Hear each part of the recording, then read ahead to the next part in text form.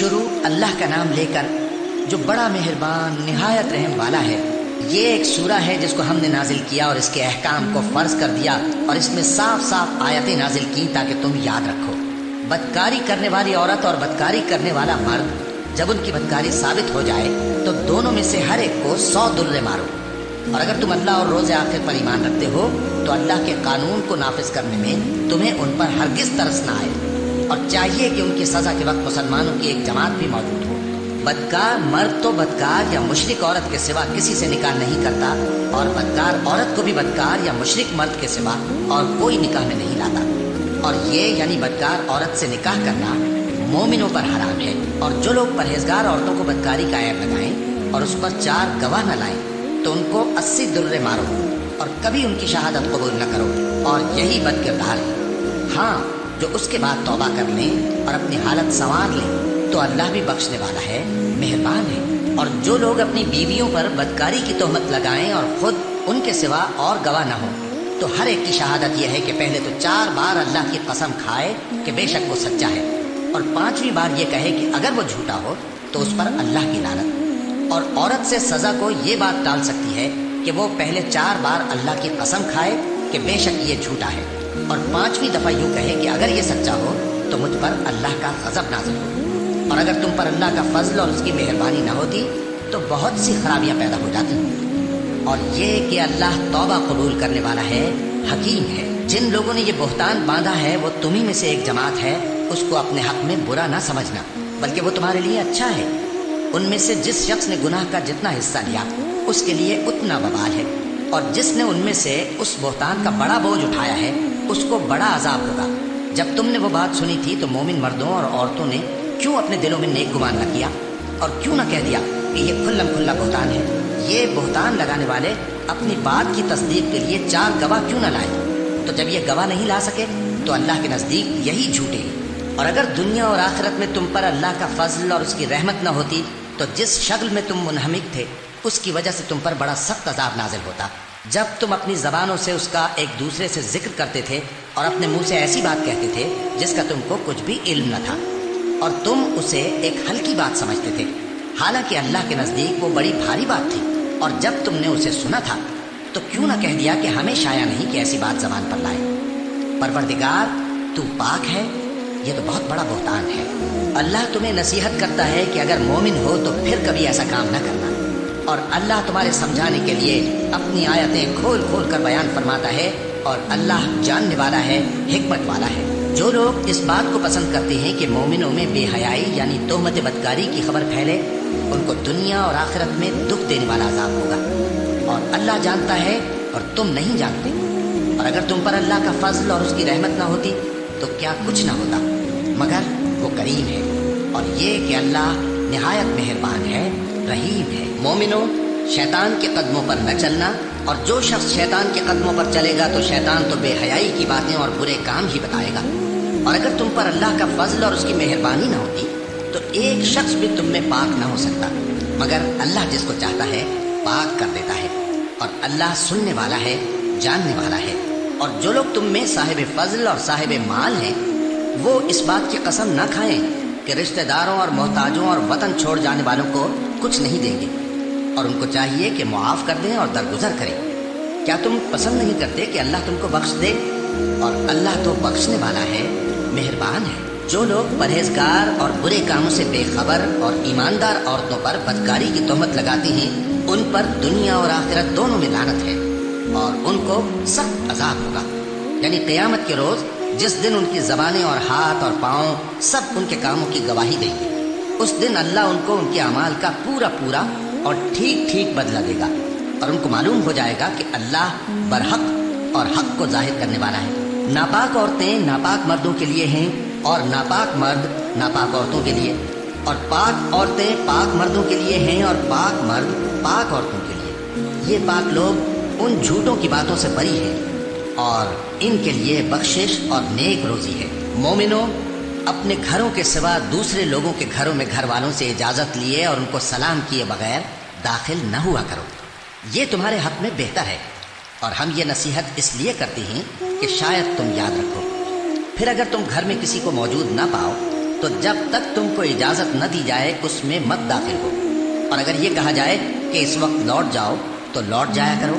ये तुम्हारे लिए बड़ी पाकीज़गी की बात है, और जो काम तुम करते हो अल्लाह सब जानता है। हाँ, अगर तुम किसी ऐसे मकान में जाओ जिसमें कोई न बसता हो और उसमें तुम्हारा असबाब रखा हो तो तुम पर कुछ गुनाह नहीं, और जो कुछ तुम जाहिर करते हो और जो पोशीदा करते हो अल्लाह को सब मालूम है।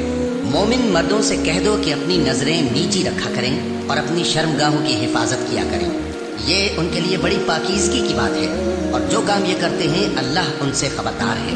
और मोमिन औरतों से कह दो कि वो भी अपनी निगाहें नीची रखा करें और अपनी शर्मगाहों की हिफाजत किया करें, और अपनी आराइश यानी जेवर के मकामात को जाहिर न होने दिया करें मगर जो उसमें से खुला रहता हो, और अपने सीनों पर ओढ़नियाँ ओढ़े रहा करें, और अपने खाविंद और बाप और खुसर और बेटों और खाविंद के बेटों और भाइयों और भतीजों और भांजों और अपनी जैसी मोमिन औरतों और लौंडी गुलामों के सिवा नीज उन खुद्दाम के जो औरतों की ख्वाहिश न रखें, या ऐसे लड़कों के जो औरतों के पर्दे की चीज़ों से वाकिफ न हो।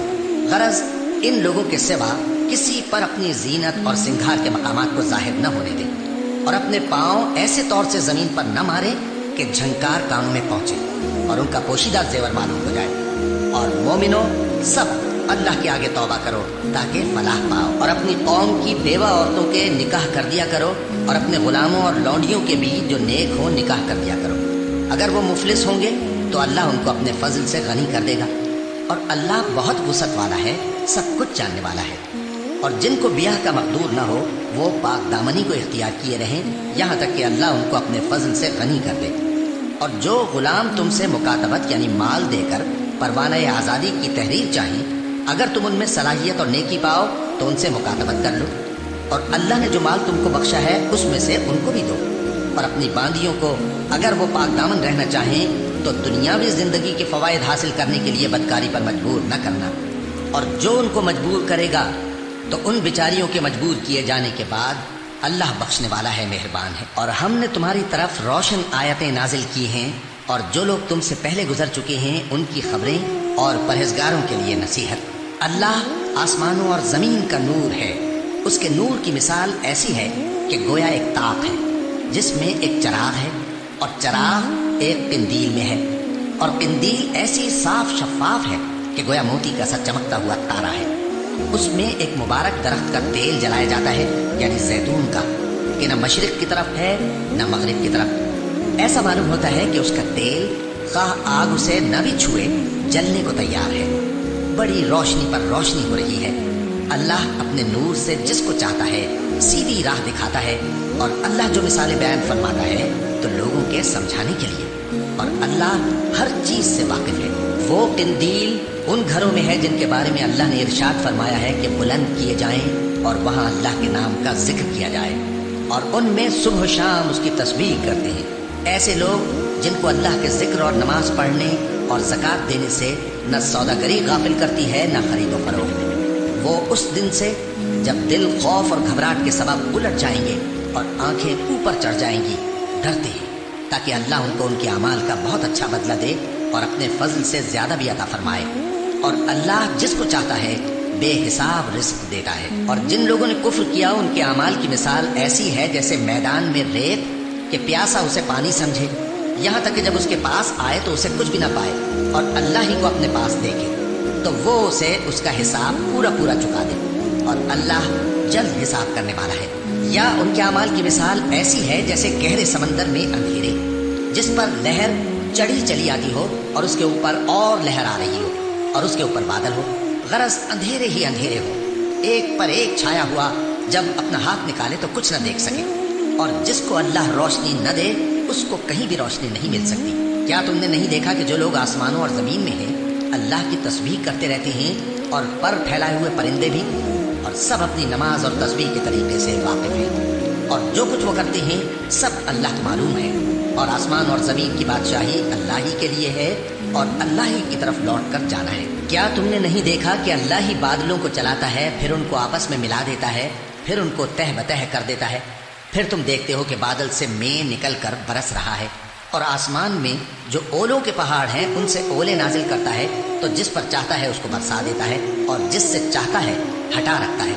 اور بادل میں جو بجلی ہوتی ہے اس کی چمک آنکھوں کو خیرہ کر کے بینائی کو اچکے لیے جاتی ہے۔ اللہ ہی رات اور دن کو بدلتا رہتا ہے۔ اہل بصارت کے لیے اس میں بڑی عبرت ہے۔ اور اللہ ہی نے ہر چلنے پھرنے والے جاندار کو پانی سے پیدا کیا، تو ان میں سے بعض ایسے ہیں کہ پیٹ کے بل چلتے ہیں، اور بعض ایسے ہیں جو 2 پاؤں پر چلتے ہیں، اور بعض ایسے ہیں جو 4 پاؤں پر چلتے ہیں۔ اللہ جو چاہتا ہے پیدا کرتا ہے۔ بے شک اللہ ہر چیز پر قادر ہے۔ ہم ہی نے روشن آیتیں نازل کی ہیں، اور اللہ جس کو چاہتا ہے سیدھے راستے کی طرف ہدایت کرتا ہے۔ اور بعض لوگ کہتے ہیں کہ ہم اللہ پر اور رسول پر ایمان لائے اور ان کا حکم مان لیا، پھر اس کے بعد ان میں سے ایک فریق پھر جاتا ہے، اور یہ لوگ صاحب ایمان ہی نہیں ہیں۔ اور جب ان کو اللہ اور اس کے رسول کی طرف بلایا جاتا ہے تاکہ پیغمبر ان کا قضیہ چکا دیں، تو ان میں سے ایک فریق منہ پھیر لیتا ہے، اور اگر ان کو حق ملتا ہو تو اس کی طرف قبول کر کے چلے آتے ہیں۔ کیا ان کے دلوں میں بیماری ہے، یا یہ شک میں ہے، یا ان کو یہ خوف ہے کہ اللہ اور اس کا رسول ان پر ظلم کریں گے؟ نہیں، بلکہ یہ خود ہی ظالم ہے۔ مومنوں کی تو یہ بات ہے کہ جب اللہ اور اس کے رسول کی طرف بلائے جائیں تاکہ وہ ان میں فیصلہ کریں، تو کہیں کہ ہم نے حکم سن لیا اور مان لیا، اور یہی لوگ فلاح پانے والے ہیں۔ اور جو شخص اللہ اور اس کے رسول کی فرما برداری کرے گا اور اس سے ڈرے گا اور اس کا تقوی اختیار کرے گا، تو ایسے ہی لوگ مراد کو پہنچنے والے ہیں۔ اور یہ اللہ کی سخت سخت قسمیں کھاتے ہیں کہ اگر تم ان کو حکم دو تو سب گھروں سے نکل کھڑے ہوں۔ کہہ دو کہ قسمیں مت کھاؤ، پسندیدہ فرما برداری درکار ہے۔ بے شک اللہ تمہارے سب اعمال سے خبردار ہے۔ کہہ دو کہ اللہ کی فرما برداری کرو اور رسول کے حکم پر چلو۔ اگر منہ موڑو گے تو رسول پر اس چیز کا ادا کرنا ہے جو ان کے ذمے ہے، اور تم پر اس چیز کا ادا کرنا ہے جو تمہارے ذمے ہے۔ اور اگر تم ان کے فرمان پر چلو گے تو سیدھا رستہ پالو گے، اور رسول کے ذمے تو صاف صاف پہنچا دینا ہے۔ جو لوگ تم میں سے ایمان لائے اور نیک کام کرتے رہے، ان سے اللہ کا وعدہ ہے کہ ان کو ملک کا حاکم بنا دے گا، جیسا ان سے پہلے لوگوں کو حاکم بنایا تھا، اور ان کے دین کو جسے اس نے ان کے لیے پسند کیا ہے مستحکم و پائیدار کرے گا، اور خوف کے بعد ان کو امن بخشے گا۔ وہ میری عبادت کریں گے اور میرے ساتھ کسی چیز کو شریک نہ بنائیں گے، اور جو اس کے بعد کفر کرے تو ایسے ہی لوگ بد کردار ہیں۔ اور نماز پڑھتے رہو اور زکوٰۃ دیتے رہو اور پیغمبر کے فرمان پر چلتے رہو تاکہ تم پر رحمت کی جائے۔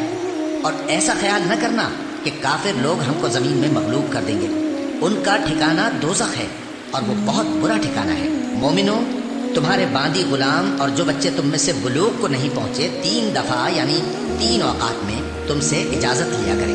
ایک تو نماز فجر سے پہلے، اور دوسرے گرمی کی دوپہر کو جب تم کپڑے اتار دیتے ہو، اور تیسرے عشاء کی نماز کے بعد۔ یہ 3 وقت تمہارے پردے کے ہیں، ان کے آگے پیچھے یعنی دوسرے وقتوں میں نہ تم پر کچھ گناہ ہے اور نہ ان پر، کہ کام کاج کے لیے ایک دوسرے کے پاس آتے رہتے ہو۔ اس طرح اللہ اپنی آیتیں کھول کھول کر بیان فرماتا ہے، اور اللہ بڑا علم والا ہے، بڑا حکمت والا ہے۔ اور جب تمہارے لڑکے بالغ ہو جائیں تو ان کو بھی اسی طرح اجازت لینی چاہیے جس طرح ان سے اگلے یعنی بڑے آدمی اجازت حاصل کرتے رہے ہیں۔ اس طرح اللہ تم سے اپنی آیتیں کھول کھول کر بیان فرماتا ہے، اور اللہ جاننے والا ہے، حکمت والا ہے۔ اور بڑی عمر کی عورتیں جن کو نکاح کی توقع نہیں رہی اور وہ زائد کپڑے اتار کر سر ننگا کر لیا کریں تو ان پر کچھ گناہ نہیں، بشرطے کہ اپنی زینت کی چیزیں نہ ظاہر کریں، اور اگر اس سے بھی بچیں تو یہ ان کے حق میں بہتر ہے۔ اور اللہ سنتا ہے، جانتا ہے۔ نہ تو اندھے پر کچھ گناہ ہے اور نہ لنگڑے پر اور نہ بیمار پر اور نہ خود تم پر کہ اپنے گھروں سے کھانا کھاؤ، یا اپنے باپ دادا کے گھروں سے، یا اپنی ماؤں کے گھروں سے، یا بھائیوں کے گھروں سے، یا اپنی بہنوں کے گھروں سے، یا اپنے چچاؤں کے گھروں سے، یا اپنی پھوپھیوں کے گھروں سے، یا اپنے ماموؤں کے گھروں سے، یا اپنی خالاؤں کے گھروں سے، یا اس گھر سے جس کی کنجیاں تمہارے ہاتھ میں ہوں، یا اپنے دوستوں کے گھروں سے۔ اور اس کا بھی تم پر کچھ گناہ نہیں کہ سب مل کر کھانا کھاؤ یا جدا جدا۔ پھر جب گھروں میں جایا کرو تو اپنے گھر والوں کو سلام کیا کرو، یہ اللہ کی طرف سے مبارک اور پاکیزہ تحفہ ہے۔ اس طرح اللہ اپنی آیتیں کھول کھول کر بیان فرماتا ہے تاکہ تم سمجھو۔ مومن تو وہ ہیں جو اللہ پر اور اس کے رسول پر ایمان لائے، اور جب کبھی ایسے کام کے لیے جو جمع ہو کر کرنے کا ہو پیغمبر کے پاس جمع ہو تو ان سے اجازت لیے بغیر چلے نہیں جاتے۔ اے پیغمبر، جو لوگ تم سے اجازت حاصل کرتے ہیں وہی اللہ پر اور اس کے رسول پر ایمان رکھتے ہیں۔ سو جب یہ لوگ تم سے کسی کام کے لیے اجازت مانگا کریں تو ان میں سے جسے چاہا کرو اجازت دے دیا کرو، اور ان کے لیے اللہ سے بخشش مانگا کرو۔ کچھ شک نہیں کہ اللہ بخشنے والا ہے، مہربان ہے۔ مومنو، پیغمبر کے پکارنے کو ایسا خیال نہ کرنا جیسا تم آپس میں ایک دوسرے کو پکارتے ہو۔ بے شک اللہ کو وہ لوگ معلوم ہیں جو تم میں سے آنکھ بچا کر کھسک جاتے ہیں۔ تو جو لوگ ان کے حکم کی مخالفت کرتے ہیں ان کو ڈرنا چاہیے کہ ایسا نہ ہو کہ ان پر کوئی آفت پڑ جائے یا تکلیف دینے والا عذاب نازل ہو۔ دیکھو جو کچھ آسمانوں اور زمین میں ہے سب اللہ ہی کا ہے، جس طریق پر تم ہو وہ اسے جانتا ہے، اور جس روز لوگ اس کی طرف لوٹائے جائیں گے تو جو عمل وہ کرتے رہے وہ ان کو بتا دے گا، اور اللہ ہر چیز سے واقف ہے۔